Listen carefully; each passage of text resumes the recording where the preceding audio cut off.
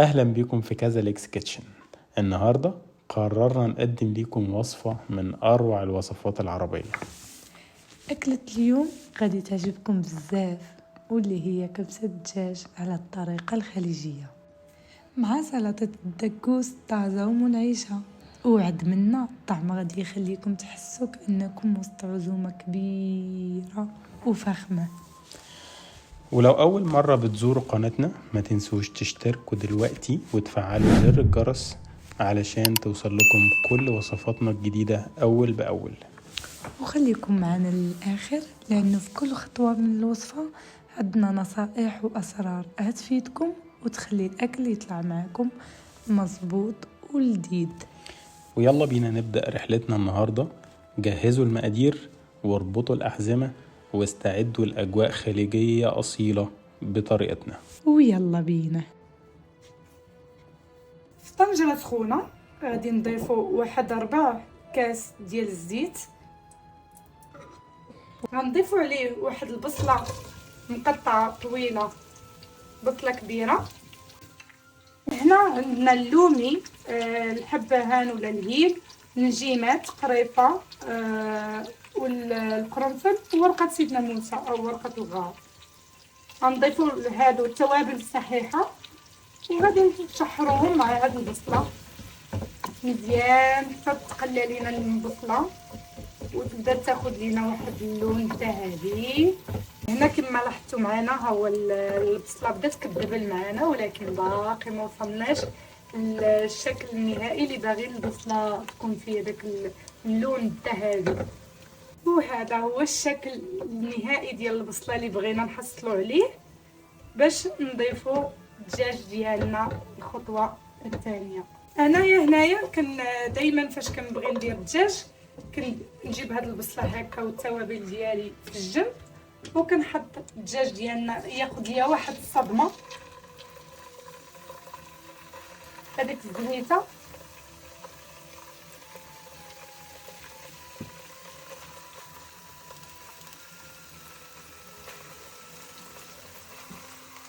هنا من بعد ما خدا لينا الدجاج ديالنا واحد الصدمه مده 5 دقائق غادي نضيفو التوابل. وهنا عندنا التوابل، عندنا معلقه صغيره ديال الثومه، معلقه صغيره ديال الملحه، معلقه نص معلقه ديال الابزار. هنا عندنا معلقه ديال توابل الكبسه، وهنا معلقه سكنجبير، وهنا كركم او خرقوم، وهنا نص معلقه ديال التحميره. وهذه ماجي ديال الدجاج اختياريه، وهذا هو السر ديالي في الكبسه ديال الدجاج. هنا عندنا فلفله حاره، وعندنا 2 معالق كبار ديال معجون الطماطم، وهنا عندنا مطيشه كبيره مقطعه مكعبات صغار. وهنا غادي نضيفوا الماء باش غيطيب لينا هاد الدجاج. حركنا مزيان هذوك التوابل ديالنا مع مطيشه مع معجون الطماطم، وغادي نسدو الطنجره ديالنا لمده 15 دقيقه ونحلو عليها. وهنا الفراخ بتاعتنا او الدجاج بعد ما استوى لينا هنبدا نطلعه كده ونحطه في صاج علشان بعد كده ندخله الفرن. بسم الله ما شاء الله الفراخ يعتبر استوت يعني. هنطلعها كده في الصينيه.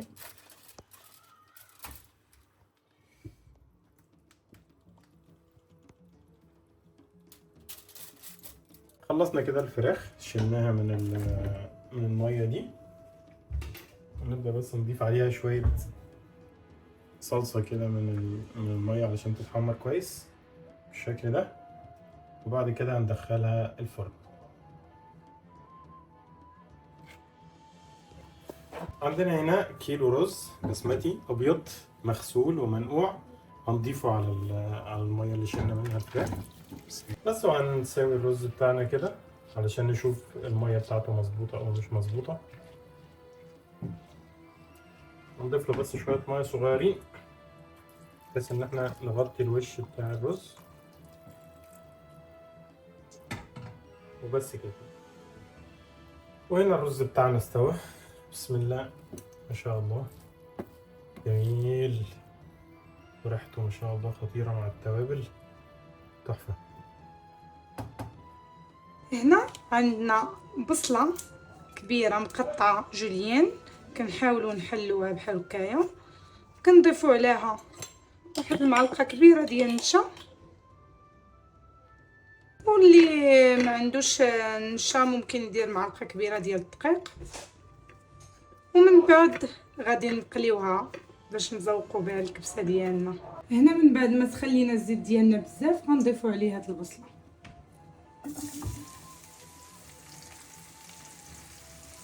وغادي نخليها تتحمر تاخد لنا داك اللون براون. وهنايا تحمرات لينا البصله ديالنا على هذا الشكل هذا، كتجي مقرمشه وزوينه. صافي غادي نطلعوها. وهذه هي البصله ديالنا الزوينه المقرمشه، بغيتكم تشمعوا التقرميشه اللي غادي نضيفوها على الكبسه ديالنا من الفوق. هنعمل دلوقتي سلطة الدجوس. عندنا المكونات بتاعتنا، عندنا طماطم، بصل، دي طماطمايه، بصلايه، وعندنا هنا فلفل بارد وفلفل حامي، عندنا هنا بقدونس وكزبرة مطحونين وورق نعناع، وعندنا توابل ملح، كزبرة، كمون، وبابريكا، وعندنا ده عصير ليمون. في الكبة بتاعتنا هنضيف الطماطم، هنضيف البصل، عندنا هنا الفلفل الحامي والبارد، ومعاهم النعناع والكزبرة والبقدونس، ونضيف عليهم عصير الليمون، ونضيف التوابل. هنزود كمان شوية من خل الليمون،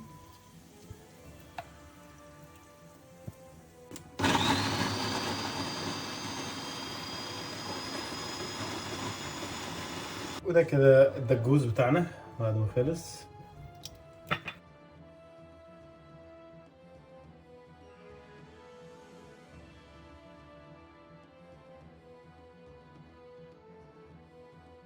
ودي الفراخ بتاعتنا بعد ما طلعت من الفرن، اتحمرت وبقى شكلها جميل. ونبدأ نجهز الطبق بتاعنا.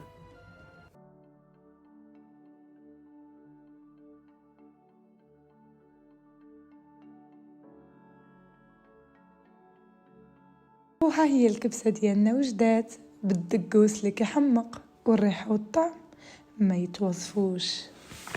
ولو عجبتكم الوصفة ما تنسوش تكتبوا لنا في التعليقات وجربوها وقولوا لنا طلعت معاكم ازاي. وإذا كنتوا أول مرة كتشوفونا مرحبا بكم في عائلتنا الصغيرة، وديروا لايك واشتركوا في القناة وفعلوا الجرس باش ما يفوتكم حتى في وصفة. وخليكم مستنيين الجديد، لأن كل أسبوع عندنا مفاجآت ووصفات من مصر ومن المغرب ومن كل مكان.